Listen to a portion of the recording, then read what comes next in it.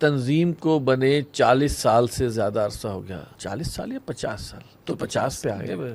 1975 سے 2025 صرف 10,000 افراد شامل ہیں۔ یہ صرف ہے، جیسے وہ نہیں ہوتا چیک کے اوپر لکھا ہوتا ہے فلاں اتنے ملین اور اونلی، صرف 10,000 افراد شامل ہیں۔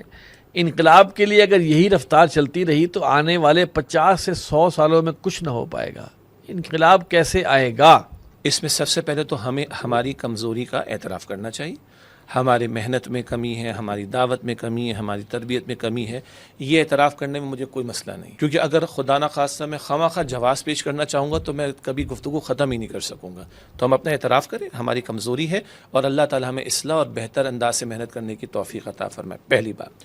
دوسری بات، اللہ کے پیغمبر علیہ السلام کوئی نو میچ، مگر اللہ کے پیغمبر علیہ السلام 13 برس مکہ مکرمہ میں تھے، صرف میکسیمم 125 افراد ایمان لائے، اور حجۃ الوداع کا موقع آتا ہے 10 سال کے بعد تو 1.25 لاکھ کھڑے ہوتے ہیں۔ تو جو انقلابی عمل ہے نا، انقلابی عمل یعنی جیسے ہم کہتے ہیں نا کہ بارش کا پانی برسے یا ہم فصل کو پانی دیتے ہیں، اندر ہی اندر عمل کافی دیر تک چلتا ہے، پھر کوپل پھٹتی درخت جو ہے وہ بن جاتا ہے۔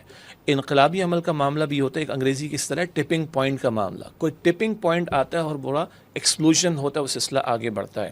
تو اللہ کے پیغمبر کی زندگی کو بھی دیکھ لیں صلی اللہ علیہ وسلم، 13 سال میں 125 افراد ایمان لائے اور 1,25,000 کھڑے ہیں 10 سال میں اگلے جا کر۔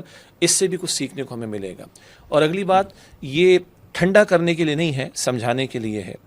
یہ بھائی نے 10,000 کی فگر بھی بیان کر دی، تھوڑی زیادہ ہی ہوگی اس سے انشاءاللہ تعالی، اور 50 برس تنظیم کو قائم ہوئے ہو چکے ہیں۔ ہم نے خطاب جمعہ میں ذکر کیا تھا کہ اللہ کے رسول علیہ السلام کی امت سے تو 2/3 افراد ہوں گے جو جنتیوں میں ہوں گے۔ 120 صفحے ہیں جنت میں اور 80 صفحے نبی علیہ السلام کی امت کی ہوں گی، حدیث میں۔ اور اللہ کے رسول فرماتے کوئی نبی آئیں گے جن کے ساتھ 10 ہوں گے بمشکل، کوئی نبی آئیں گے جن کے ساتھ 5 ہوں گے۔ تو لوگوں نے نبیوں کی نہیں مانی۔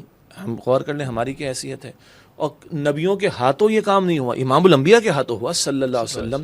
تو انبیاء کے ہاتھوں اگر نہیں ہوا، وہ اللہ کے کامیاب ہیں۔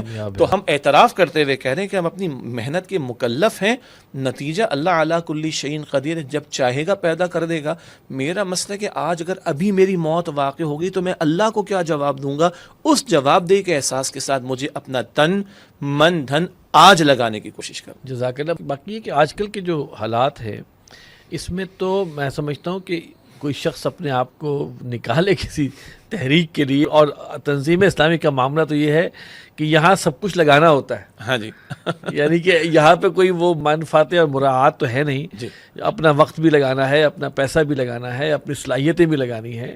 اور آج کل کے دور میں جب کوئی نفسا نفسی ہے اور ٹائم از منی، ایگزیکٹلی، اور اس میں اگر 10,000 افراد ہیں تو یہ ہم تو ان کو ایک اللہ کا بہت بڑا احسان سمجھتے ہیں بالکل، کہ یہ جو ہے یہ بھی اس قافلے کے ساتھ جڑے ہوئے ہیں۔ الحمدللہ۔